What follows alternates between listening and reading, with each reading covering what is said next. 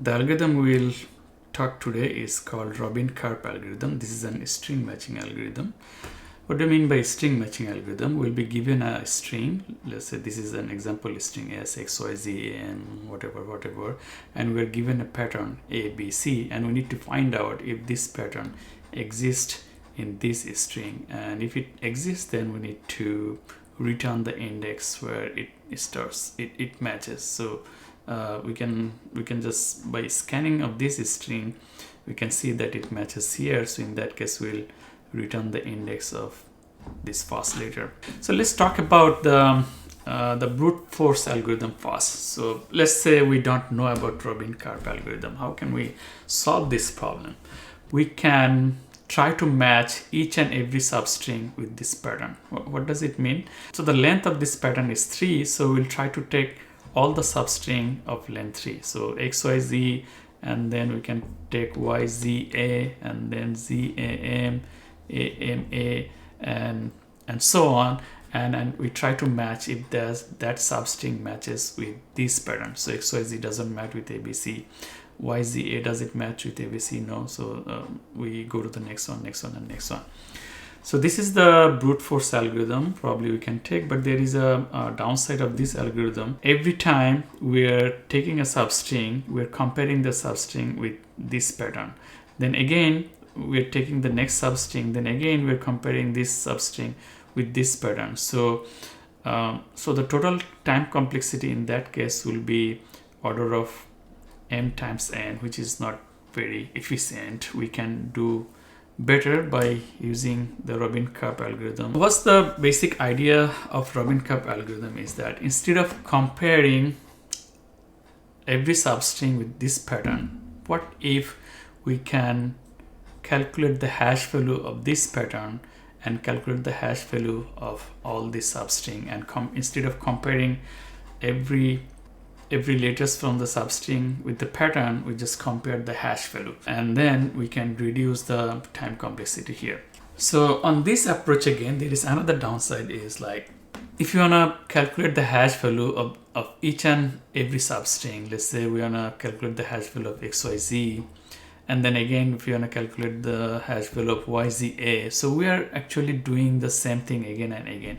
Instead of doing that, what Rabin Karp suggested is using the rolling hash. So what is a rolling hash? Instead of calculating the hash again, we can use the existing hash, and then we can calculate the new hash considering the new letters coming in and discarding the letter which is going out of the scenario.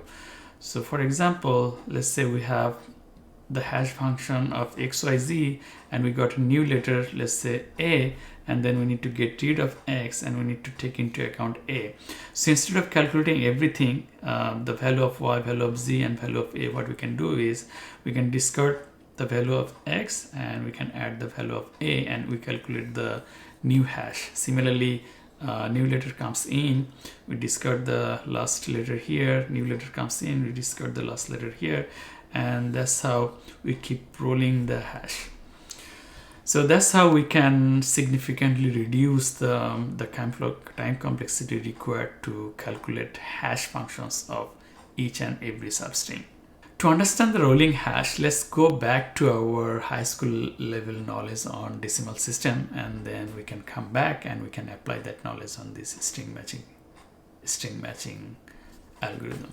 On decimal system, we have base 10, and let's say we have to convert a 3-digit number to the actual number, or in other words, we're given an array of 3 digits and we need to convert this array to the actual number. The one approach is we can go from right to left. So we take the first digit, multiply it with 10 to the power 0, we got 6. Take the second digit, which is 2, multiply it with 10 to the power 1, and then we got 20. And then we get the next digit, which is 5, and multiply 5 with 10 to the 2, we got 500, and then we add all of them and we get 526. So that's how we can convert this array to the actual number. Now there could be another approach that we can apply. I think we all did this sort of calculations when we were in high school, but let's just refresh our memory one more time. What about we want to go from left to right? So we take the first digit, which is 5, and if this is only a one digit number, then that's it, we got 5, that's our number. But now we have another digit after 5, which is 2.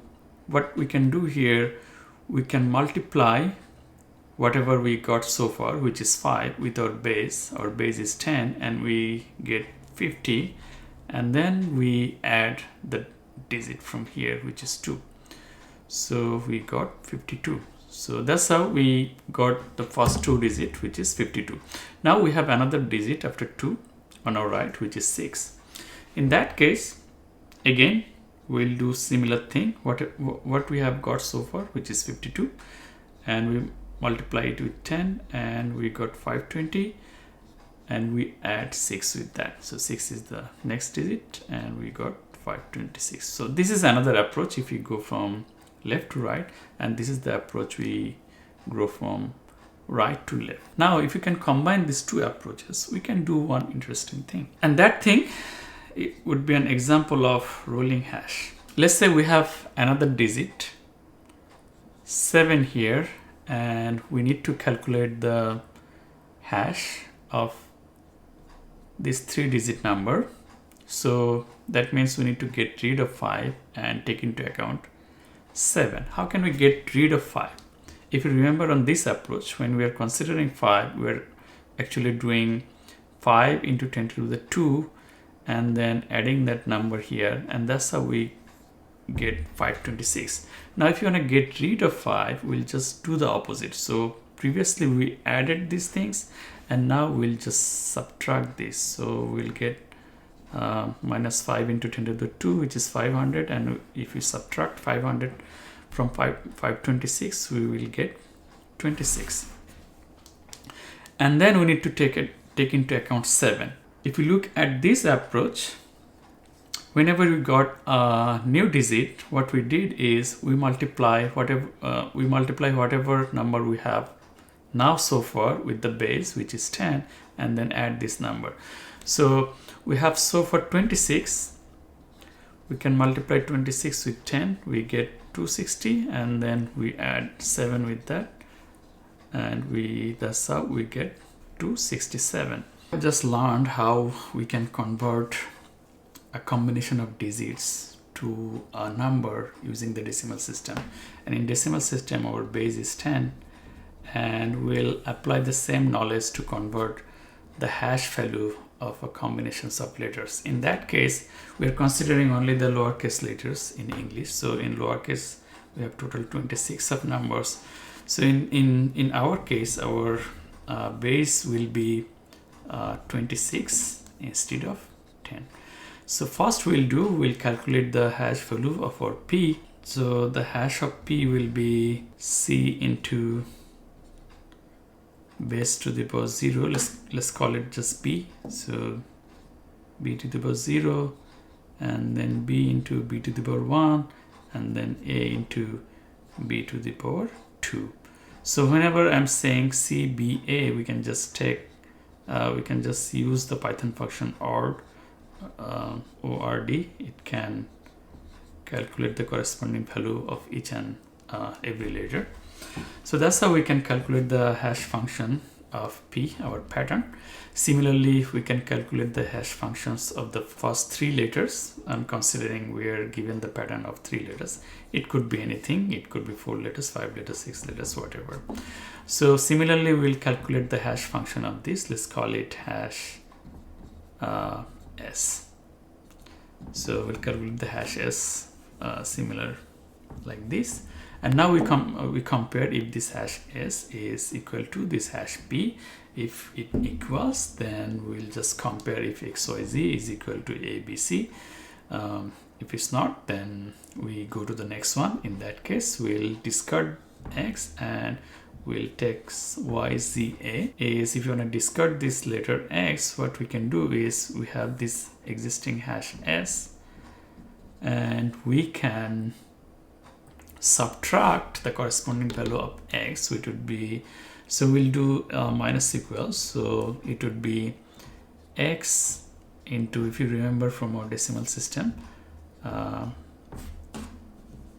b to the power 3 minus 1. So I'm considering our length of the pattern is 3, so it would be b square order of x, and then we'll take into account this value a, and our hash s would be plus equals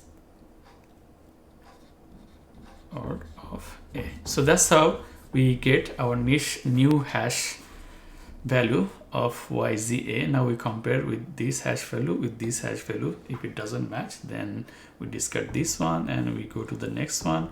We calculate the next hash value, we compare with this one, and if you don't find, then we discard this value, we take into account the next letter, calculate the hash value and compare with this one, and so on, until unless we get our matching here. Or if there is no matching, our string will be just get exhausted and we won't find any matching. In that case, we'll just return -1.